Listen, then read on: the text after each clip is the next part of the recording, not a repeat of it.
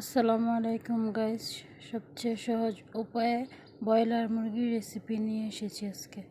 এখানে আমি কিছুটা মাংস কেটে ধুয়ে নিয়েছি, দিয়ে দিয়েছি হলুদ গুঁড়ো, মরিচ গুঁড়ো, আদা রসুন পেস্ট, লবণ দিয়ে একটু ম্যারিনেট করে নেব।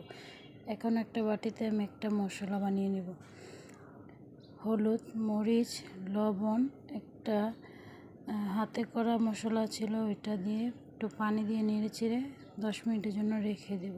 এখন আমি দিয়ে দিলাম কড়াইতে পরিমাণ মতন তেল। ম্যারিনেট করা মাংসগুলোকে ভেজে নেব। বেশি একটা ভাজবো না, হালকা করে একটু ভেজে নেব যাতে করে একটু কালার আসে।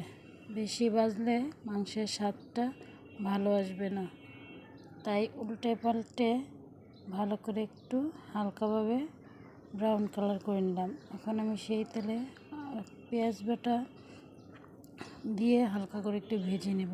গরম মশলা, এলাচ, তেজপাতা, টমেটো কুচি বাটিতে করে রাখা মশলাগুলোর সাথে দিয়ে দেব।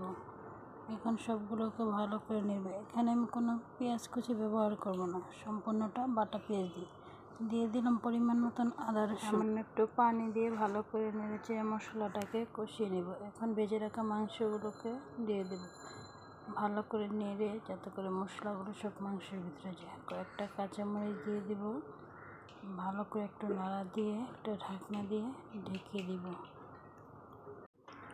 এখন ঢাকনাটা উঠিয়ে আর একটু ভালো করে নেড়ে দেব। প্রায় তরকারিটা কষে গেছে। এখন পরিমাণ মতো পানি দিয়ে দিব যাতে করে ভালো করে মাংসটা সিদ্ধ হয়ে আসে। এখন একটু হালকা করে নেড়ে ঢাকনা দিয়ে আবার ঢেকে দেব। তরকারিটা বলক আসা পর্যন্ত অপেক্ষা করব। তরকারি প্রায় বলক এসে পড়েছে।